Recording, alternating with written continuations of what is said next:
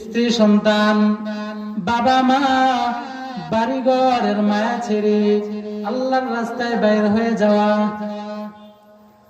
সে বৈরাগী জিন্দেগি কইরা বাইজিদ বুস্তামি রহমতুল্লাহ আলাইহির সামনে আইসা প্রত্যেক দিন তার আলোচনা শোনার জন্য বসতেন।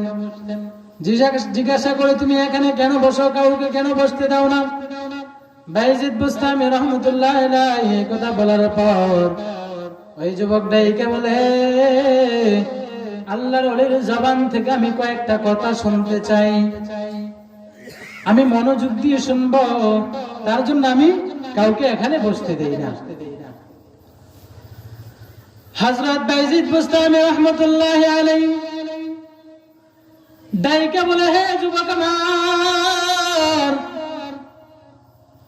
শুধু আল্লাহর ওলির বয়ান শুনলে কাজ হবে না, আল্লাহর ওলি দেখাইয়া দিতে হবে আমিও আল্লাহর ওলি হইতে চাই। এই মনোবাসনা আমার ভিতরে থাকতে হবে।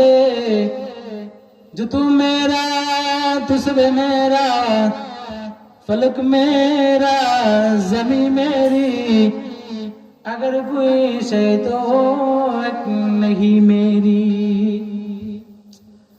আল্লাহ তাআলাকে আমি যখন পেয়ে যাব, আল্লাহ তাআলাকে আমি যখন পেয়ে যাবে, দুনিয়া সব আমার হয়ে যাবে। সুবহানাল্লাহ। আল্লাহ তাআলা যখন আমার হয়ে যাবে, দুনিয়াও আল্লাহ তাআলা আমার জন্য বানিয়ে দিবে।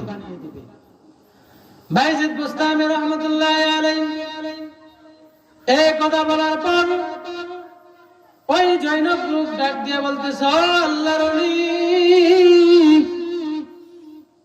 আমার নাম আপনি জিজ্ঞাসিলেন, আমার নাম আপনি কি জানেননি?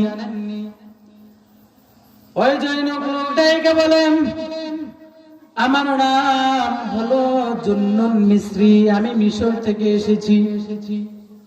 আপনার জবান থেকে কুঙ্কানু কথাগুলা মেইনা চলার জন্য আল্লাহ তাআলা আপনার জবান দিয়ে যেই কথা বাইর করে দিবেন, এই কথাগুলো শুইনা অল্প কিছু আমল করার জন্য আমি এখানে প্রত্যেক দিন বসে থাকি। বাইজিদ বুস্তামি রহমতুল্লাহ আলাইহি